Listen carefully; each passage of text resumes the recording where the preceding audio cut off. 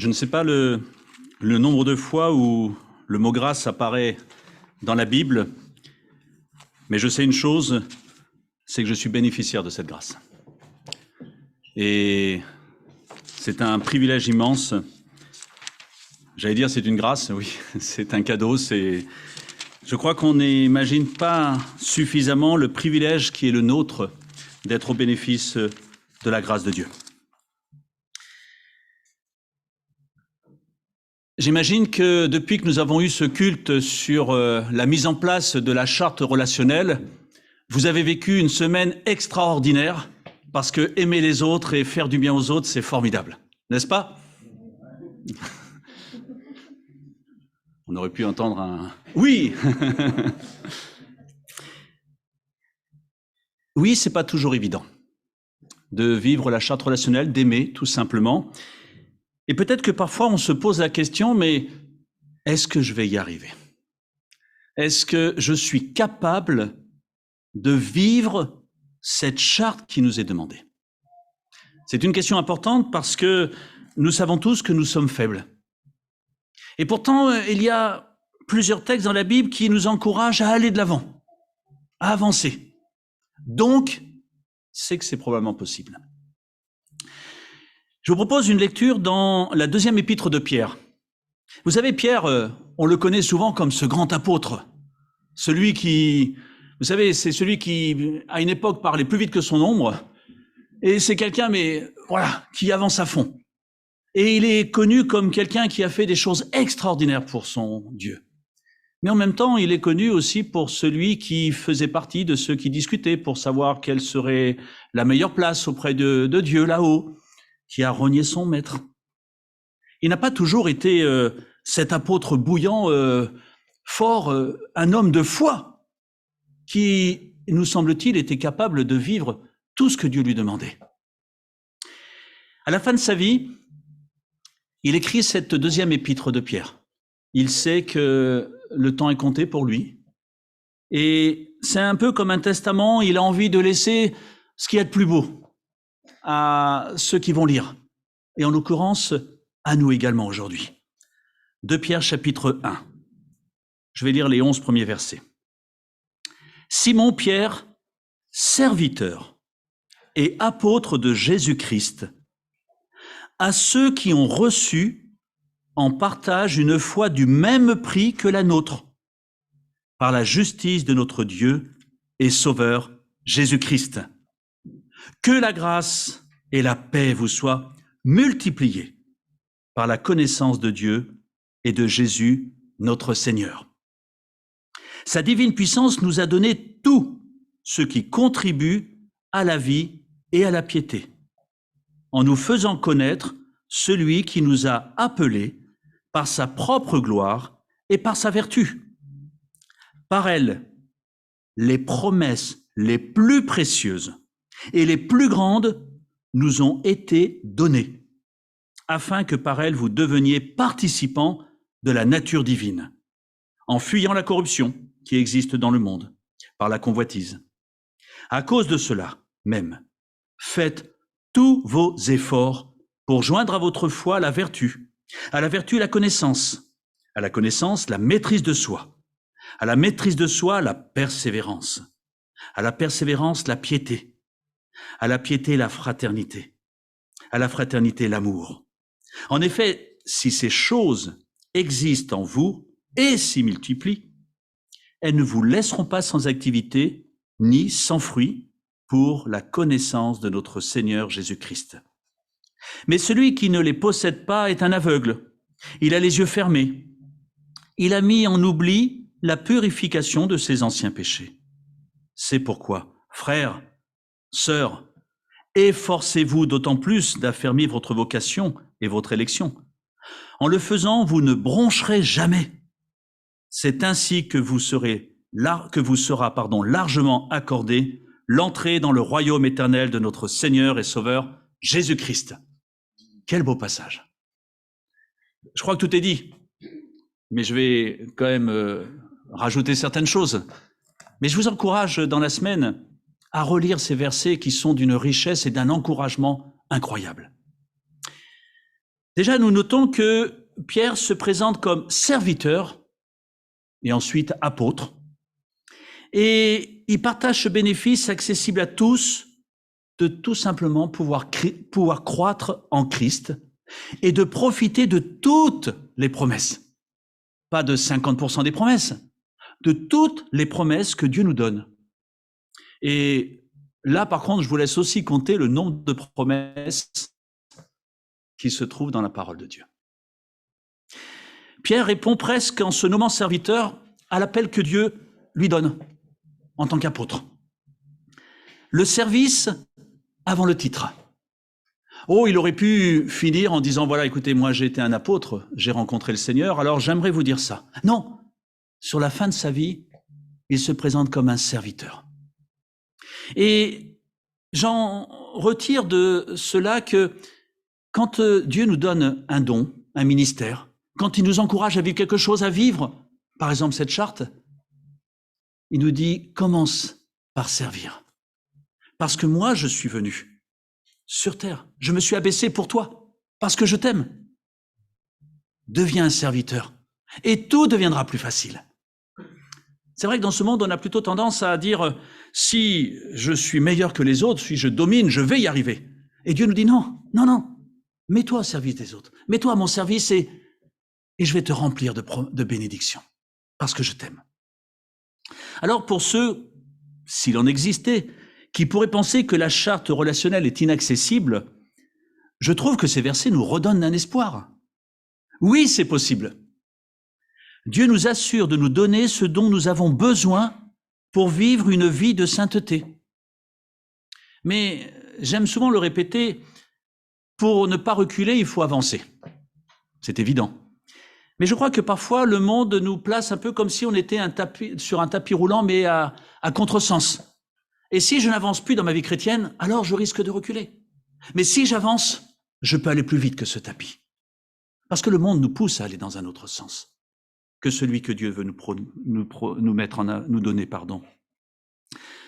Comme je l'ai dit tout à l'heure, dans cette deuxième épître que Pierre écrit quelque temps avant de mourir, il a ce souci de voir les chrétiens croître dans la grâce et dans la connaissance de Dieu. Et c'est ainsi d'ailleurs qu'il va terminer son épître. Tout en mettant en garde contre les enseignements erronés des faux docteurs. Les faux docteurs n'ont pas attendu longtemps pour exister. Et parfois, nous pouvons entendre des enseignements qui sont peut-être ceux qu'on a envie d'entendre, mais qui ne sont peut-être pas ceux que Dieu a envie que nous entendions. La seule vérité, c'est la parole de Dieu. C'est la Bible.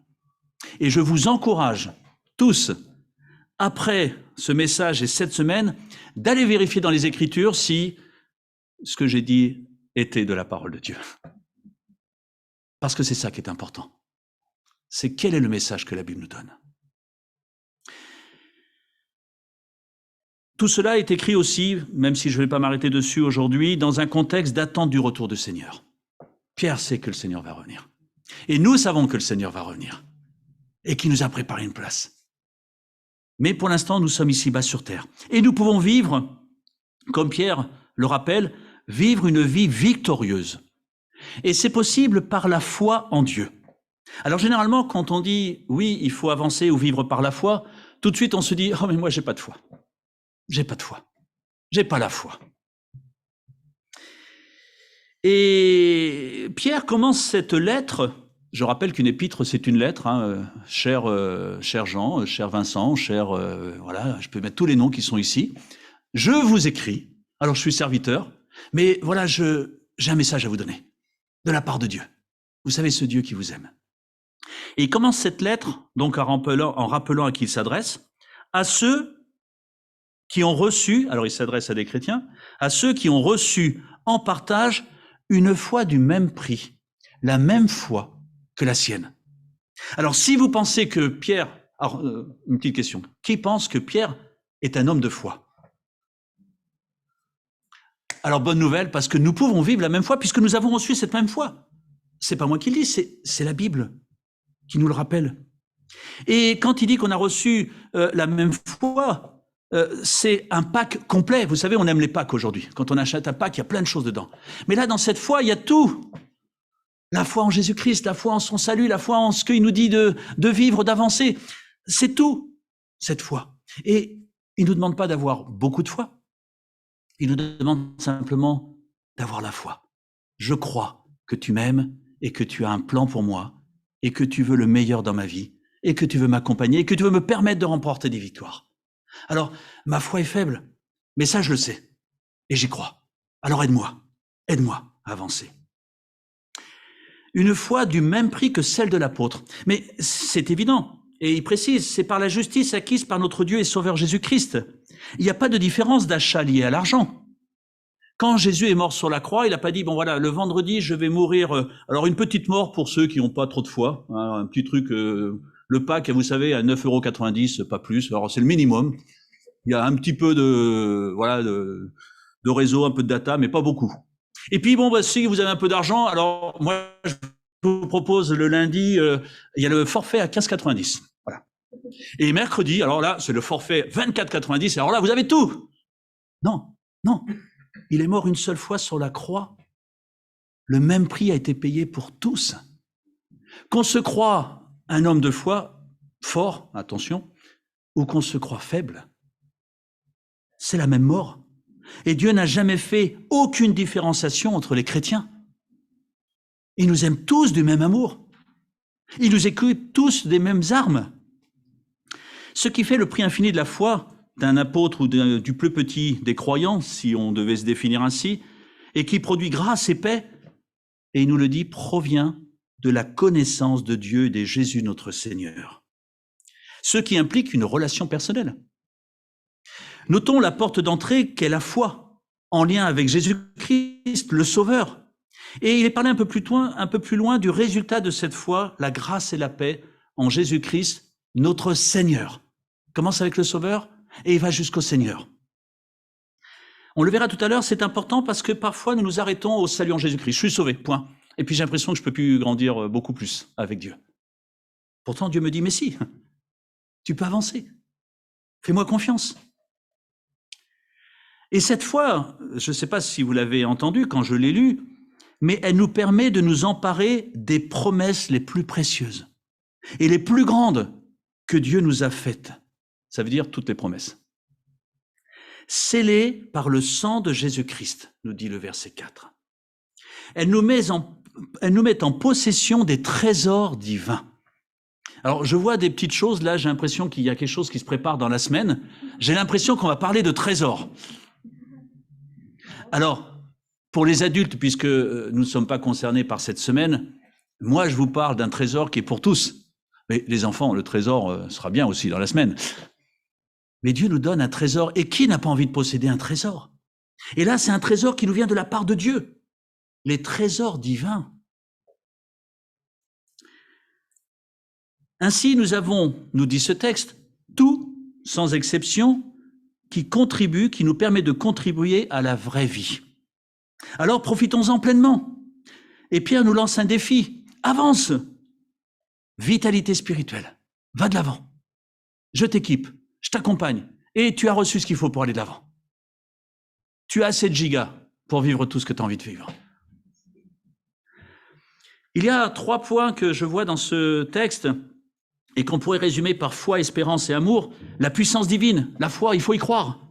Les promesses divines, cette espérance qui est la nôtre. Et la nature divine qui conduit à l'amour. La puissance de Dieu. Dieu donne ce dont le chrétien a besoin. Connaître Dieu est présenté ici comme la source de la puissance et de notre croissance spirituelle. Quand j'ai commencé à fréquenter mon épouse, au début, je la connaissais pas. Mais quand j'ai commencé à avoir quelques petites vibrations pour elle, mais j'avais envie de la connaître. Et plus je la connaissais, plus j'avais envie de la connaître, et plus je me disais, mais qu'est-ce qu'elle est formidable, cette personne. Imaginons, nous, un seul instant, que nous pouvons connaître Dieu sans avoir aucune relation avec lui. Sans essayer de connaître qui il est, de comprendre ce qu'il veut. Mais nous n'aurons jamais cette relation qui nous permet d'aller de l'avant. Pourquoi Dieu nous dit, viens à ma rencontre, chaque jour. Viens me voir. Viens me faire confiance. Il est important de connaître celui qui nous a appelés, nous dit ce texte, en se laissant influencer par ce qu'il est, par sa personne. et jusqu'à dans son excellence morale. C'est ce que le texte nous dit. Alors se pose une seule question. Comment se laisser influencer par Dieu? La réponse, elle est simple, en se laissant approcher par lui et en recherchant à notre tour à développer cette relation intime. C'est pas pour faire de la religiosité que l'on dit « mais le matin, commençons la journée avec Dieu ». C'est parce que plus j'entre en contact avec lui, plus j'apprends à le connaître, et plus j'ai envie d'aller de l'avant, et plus je crois que je peux aller de l'avant. Les promesses divines. Alors, je ne vais pas faire la liste parce que sinon on en a pour toute la semaine et encore, je ne suis même pas sûr. L'héritage du chrétien. En tant qu'enfant, nous sommes ses héritiers. Je ne sais pas si vous avez l'espérance ou l'espoir un jour de toucher un grand héritage d'un oncle d'Amérique ou, enfin maintenant chinois, il y en a des milliardaires, il y en a un peu partout maintenant. Mais si c'était le cas, vous diriez je pourrais faire ceci, je pourrais faire cela. Mais là, on a notre Dieu, notre Père qui nous dit « Vous êtes mes héritiers, mais vous pouvez en profiter dès maintenant. J'ai tant de choses à vous donner. » Les promesses, nous dit ce texte, nous rendent participants à de la nature divine, participants à ce qu'il est. C'est incroyable. Nous sommes une nouvelle création, une nouvelle créature, et cela nous définit comme devenant participants à la nature même de Dieu. Ça paraît presque trop beau pour être vrai, mais c'est pourtant ce que Dieu nous dit dans ce texte. Je vous ai équipés, je veux faire de vous cette nouvelle créature et aller jusqu'au bout. Mais être participant de la nature de Dieu ouvre la porte d'une victoire morale sur le péché. Dans cette vie même, pas quand nous serons au ciel, mais déjà ici-bas, en fuyant la corruption de ce monde, fruit de la convoitise, nous dit ce texte. Je crois que parfois, on n'arrive pas à lutter contre certains péchés parce qu'on n'y croit pas que Dieu puisse nous donner une victoire. Pourtant, Dieu nous dit, oui, je veux te donner la victoire. Et quelle délivrance, quelle joie quand nous remportons une victoire. Pas par nos propres forces, par la puissance de Dieu. Ce mot puissance qui apparaît dans ces textes que nous avons lus. La nature divine, l'amour. En nous rendant participants à sa nature divine, il nous communique sa sainteté, son caractère, son cœur. Et en possession de telles promesses, nous ne pouvons pas rester inactifs. Et je dirais justement, comme Josué, affirmons un peu, mais jusqu'à quand négligerons-nous de prendre possession du pays que l'Éternel nous a donné? Et je crois que le problème, il est là, c'est que Dieu nous offre un pays que l'Éternel veut nous offrir. Et nous, on n'ose pas avancer. Nous négligeons de prendre possession de ce pays, prendre possession de ce que Dieu nous donne. Mais il ne peut pas nous le mettre dans les bras, il nous le tend, mais c'est à nous de les prendre. Ayons simplement cette foi de dire, oui, il veut me donner, parce qu'il m'aime. Alors, aide-moi à prendre, Seigneur, parce que je le veux. Qui, franchement, dans la salle, n'a pas envie des bénédictions que Dieu a en réserve pour nous? Moi, j'en ai envie et je me dis combien de fois je suis passé à côté. Quel dommage. Et pourtant, celle que j'ai déjà goûtée, mais quelle grâce. Dans notre lecture, l'apôtre nous invite à pratiquer les vertus chrétiennes élémentaires en renonçant à la corruption qui est dans le monde, à n'avoir aucune complaisance avec la convoitise. Quelques éléments sur lesquels j'aimerais m'arrêter dans ces vertus, dans ce qu'on appelle ces vertus, c'est de mettre en pratique notre foi sur la base de sa puissance et de ses promesses. Nous ne nous appuyons pas sur ce que nous sommes, sur les titres, entre guillemets, qu'on pourrait avoir, sur ma confiance en moi. Non, je m'appuie sur la base de sa puissance à lui et sur les promesses qu'il me donne. Pour cette raison, ou à cause de cela, selon les versions, ajoutez à votre foi. Il ne dit pas ajoutez à la foi de Philippe, par exemple, qui est bonne. Non, ou la foi de Dan, non. Ajoutez à votre foi à vous. C'est-à-dire avec le peu de foi que j'ai. Je peux ajouter, c'est-à-dire je franchis ce pas d'aller vers Dieu, même si ma foi me paraisse très faible. La foi, c'est vraiment le point de départ de la vie en Christ, parce que nous sommes des croyants. Si nous sommes des croyants, c'est que nous croyons en quelque chose. La foi distingue le chrétien des autres. Et seule cette confiance en Dieu, mais de croire qu'il est au-dessus de tout et qu'il m'aime, peut me permettre d'avancer. D'ailleurs, ce texte souligne qu'il existe deux positions, parce que cet épître s'adresse à des chrétiens. On voit le chrétien qui est actif, qu'on dirait spirituel, et le chrétien qui est aveuglé, charnel, qui n'ose pas aller de l'avant, qui, oui, j'ai été sauvé par Jésus-Christ, mais qui a stagné à ce niveau-là, qui continue à prendre ce petit lait, qui ne passe pas à cette nourriture forte, importante, cette viande que Dieu nous donne. Il y a là un élément qui me semble très important. Parce que oui, la conversion est une étape importante. Sinon, nous n'aurions pas cette espérance de la vie éternelle. Mais, et elle s'appuie sur la grâce, parce que ça nous est offerte, mais elle doit être suivie d'engagements suscitant un effort, nous dit la Bible. Et j'insiste sur ce mot parce que on a tellement l'habitude de dire la grâce, tout est gratuit, qu'au point on a fait de la grâce quelque chose qui nous est dû. Mais je lis dans ce texte, à cause de cela même, faites tous vos efforts. Nous sommes appelés à faire un effort, mes amis. Et je crois que, et cet effort, si Dieu nous le demande, c'est que nous sommes en capacité de le vivre et de le faire. Mais il y a quand même un effort. C'est faux de dire, pof, ça tombe du ciel. Non, oui, alors ça vient du ciel, pardon. Mais il faut faire cet effort d'aller vers. Faire l'effort, c'est de dire je m'appuie sur la puissance de Dieu. Je m'appuie pas sur moi, sur mes pensées, sur ce qui me semble juste, mais je m'appuie sur Dieu. Et d'ailleurs, on a plein de textes dans la Bible qui montrent que Dieu ne nous demande pas plus que ce que nous avons. Avenons avec nos 5 pains et nos 2 poissons, et il remplira des corbeilles. Ou combien de fois a-t-il dit va avec la force que tu as. T'as quoi comme force? T'as ça comme force? Ok, on va faire avec.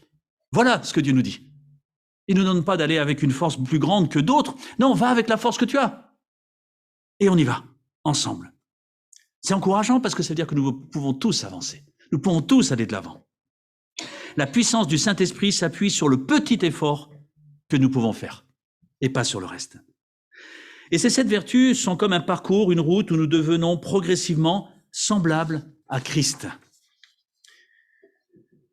La vertu. Je vais survoler ces vertus parce que je vois que le temps passe et puis ce sera une occasion probablement de revenir sur certaines de ces vertus prochainement.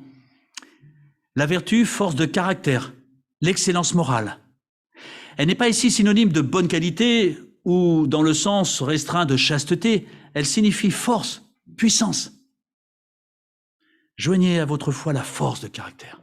Croyez-y, allez-y, foncez. À la vertu, la science, la connaissance. Alors là, non plus, pas la connaissance intellectuelle. Il ne nous est pas demandé de faire une fac de théologie. Mais si on peut le faire, c'est bien, parce que ça peut nous permettre de comprendre certaines choses. Mais c'est pas ça le but de Dieu, c'est la connaissance de Dieu. Apprends à me connaître. Viens vers moi. Écoute-moi. J'ai envie de te parler. Et par sa parole et à l'aide du Saint-Esprit, nous allons grandir dans cette connaissance de Dieu. Mais la vraie connaissance de Dieu. À la science, la tempérance, la maîtrise de soi. Oh là là, la maîtrise de soi. C'est pas la chose la plus simple. Pourtant, Dieu nous dit qu'il nous donne le pouvoir de contrôler et de dominer notre nature et nos passions. Si nous disons « mais je n'arriverai jamais à me contrôler », c'est faux, parce que la Bible nous dit que je peux y arriver. Mais il faut que je fasse cet effort, que je décide, et que je crois que Dieu puisse m'aider. Se contrôler soi-même, maîtriser tous les appétits physiques que nous pouvons avoir, contrôler les actions, les désirs, les pensées. Mais comment? En les soumettant à Dieu, en démarrant le matin en disant « Seigneur, je ne vais pas être capable, parce que ma nature, elle est là, mais je veux y arriver, et Seigneur, je veux t'écouter. Alors encourage-moi par un texte, et aide-moi à avancer. » À la tempérance, la patience, l'endurance. Je dirais tout simplement que c'est un combat. Et que parfois, je peux faire 3-4 pas en avant, et puis je vais faire un moment un pas en arrière, parce que ma nature, elle est là. Mais n'ayons pas peur. Reprenons le combat. Reprenons la marche en avant. Et c'est toujours possible d'aller tout droit. Soyons patients, endurants. Vous savez, quand j'étais jeune, j'ai fait des crosses. Et à l'époque, j'étais pas trop mauvais. Aujourd'hui, j'ai un peu perdu voilà. Mais parfois, dans le cross, on allait à fond, on allait assez vite, ça allait, puis parfois, il y a des passages à vide. Mais si à ce moment-là, je me dis, oh, c'est fini, c'est raté, à ce moment-là, je perds la course. Mais si je me dis non, c'est juste un petit passage à vide, allez, reprends-toi Pascal, on y va, on repart. Et là, on peut remporter des victoires. Mais avec Dieu, c'est pareil. Oui, bien sûr, on peut avoir des passages à vide, mais on peut aussi surtout repartir. Parce que Dieu, il est toujours là pour nous aider. À la patience, la piété, l'attachement à Dieu. La piété, c'est cette attitude de l'âme tournée vers Dieu, centrée sur lui, dépendant de lui. Seigneur, vous savez, la piété a pris un sens un peu... C'est assez élastique, le mot piété, dans le vocabulaire religieux. On a l'impression qu'il faut faire ceci, il faut faire cela, il faut... Non, c'est s'approcher de Dieu. Ensuite, qu'on le fasse de telle ou telle manière, peu importe, c'est s'approcher de Dieu, être en relation avec Dieu. Après ces 5 vertus axées sur notre personne, les 2 dernières sont en rapport avec l'autre. On y vient toujours, l'autre. Quand on rend à Dieu ce qui lui est dû, on ne peut faire autrement que de rendre à nos frères, à notre prochain, ce qui lui est dû. Ne devez rien à personne, si ce n'est de vous aimer les uns les autres, car celui qui aime les autres a accompli la loi. C'est la logique d'un ardent souci pour les autres. Et ça va même encore plus loin, à l'amour fraternel, rajouter la charité. La charité, c'est-à-dire que si l'amitié fraternelle, c'est s'intéresser aux soucis des besoins des autres, l'amour fraternel, c'est de désirer le plus grand bien pour l'autre. Faites aux autres ce que vous aimeriez qu'on vous fasse. Et d'arriver à ce moment-là, de trouver de la joie en donnant de l'amour à l'autre. Si Christ est allé jusqu'au bout, s'il a accepté de souffrir sur la croix, ça lui a fait mal. Et ça lui a fait mal d'être séparé du Père à un moment. Mais il y a trouvé de la joie en se disant, par ce geste, plusieurs vont trouver le chemin vers le Père. Ils vont être libérés de leurs péchés, vivre une vie nouvelle. Et sa joie, il l'a trouvée dans le fait que ce geste amènerait tout un ensemble de chrétiens à avoir une autre espérance, à s'appuyer sur Christ, à espérer d'aller de l'avant. Aimer l'autre, donner de l'amour à l'autre, c'est se procurer de la joie. Ça fait du bien de donner. Il y a plus de joie à donner qu'à recevoir quand on le fait vraiment avec le cœur. La foi conduit à l'amour. Mais attention, je le répète, l'apôtre parle aussi de ceux qui resteront oisifs, détournés de la victoire de la croix. En fait, la croix s'est arrêtée simplement à « je suis sauvé ». Mais la croix va bien plus loin. C'est un ensemble de victoires, de promesses qui nous sont données. Allons jusqu'au bout. Et c'est pour ça que Pierre finit son épître au chapitre 3 et verset 18 en rappelant que nous sommes appelés à croître dans la grâce et dans la connaissance de notre Seigneur et Sauveur Jésus-Christ. Et ça, c'est accessible à tous. Nous pouvons tous croître dans la grâce et dans la connaissance de notre Seigneur et Sauveur Jésus-Christ. Pour terminer, verset 10, c'est pourquoi efforcez-vous d'autant plus d'affermir votre vocation et votre élection. Ayons la conviction de notre salut et de la possibilité de vivre une vie nouvelle. Nous pouvons nous appliquer ou faire l'effort parce que nous avons compris quelle était notre position devant Dieu et en qui nous avions placé notre confiance. En Dieu, celui qui est mort sur la croix pour nous. Dans l'énumération concernant le fruit de l'esprit, l'amour est placé en tête de la liste. Ici, dans l'énumération des vertus chrétiennes, il est mis à la fin. Lorsque nous serons parvenus à réaliser ces vertus chrétiennes élémentaires, simples, puisque Dieu nous dit qu'on peut y arriver, nous serons alors en mesure de porter le fruit de l'esprit. Cette paix, cette patience, cette maîtrise de soi. Mais ne brûlons pas les étapes. Ne nous décourageons pas en route. La foi est la source commune à chacune d'elles. La charité en est le couronnement. Mieux, plus nous connaissons Dieu et plus nous expérimenterons la grâce et la paix de Dieu. L'assurance du chrétien, c'est aussi qu'un jour, nous entrerons dans le royaume éternel comme ultime récompense, la dernière des grandes récompenses, l'entrée dans le royaume de Dieu, où une place nous est préparée. Mais en attendant sur terre, profitons pleinement de ces promesses. Et oui, la charte relationnelle, nous pourrons la vivre parce qu'elle s'appuie sur la Bible. Alors croyons-y. Donnons-nous l'effort d'aller de l'avant, de simplement croire que Dieu nous aime et qu'il nous accompagnera. Je vais terminer par la prière. Seigneur notre Dieu, une fois de plus, nous ne méritons pas tout ce que tu nous donnes. Tout ce que tu nous promets, nous ne le méritons pas, aucun de nous. Et pourtant, nous sommes tous, si nous le souhaitons, bénéficiaires de cette grâce, héritiers du grand roi. Seigneur, oui, parfois certaines barres peuvent nous paraître hautes, parce que humainement parlant, elles sont hautes. Mais elles ne le sont pas pour toi, parce que tu es mort sur la croix, pour nous permettre de remporter des victoires. Et si toute la parole est remplie de promesses, c'est parce que tu veux le meilleur pour nous, parce que tu nous aimes. Alors, Seigneur, aide-nous à ne pas nous laisser influencer par le monde ou par le diable qui voudrait nous faire croire que vous n'y arriverez jamais. Mais laissons-nous influencer, Seigneur, par toi, parce que tu veux le meilleur dans nos vies. Et tu veux nous aider à remplir notre vie de bénédictions et de promesses. Et même si parfois nous chutons, tu es là pour nous relever, pour nous accompagner. Alors Seigneur, aide-nous ensemble à y croire et à aller de l'avant. Et donne-nous une semaine merveilleuse, Seigneur, en ta présence, avec ta puissance, par la petite foi que nous avons. Mais cela te suffit, Seigneur. Amen.